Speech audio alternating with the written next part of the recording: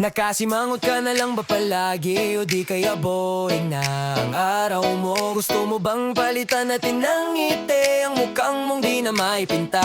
Tara't sumama na sa amin mang bulabog at magtawanan. Ilabas natin ang ating kakulitan hanggang sa tayo ay mapagalitan. Kung ang problema mo man ay pera, kami ay labas na dyan. Bardalugan lang ang aming puhunan, pero kahit ganon pa man, asahan mong walang katumbas na pera ang hatid naming saya sa barkadahan. Isipin mo na lang na ang buhay ay minsan di kailangan seryosohin.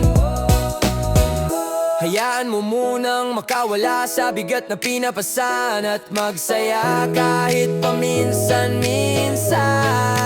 Andirito lang kaming team Bulabog, handang makinig kahit puro kami kalog. Hayaan mong kami maging kasama mo sa tawanan at kakulitan.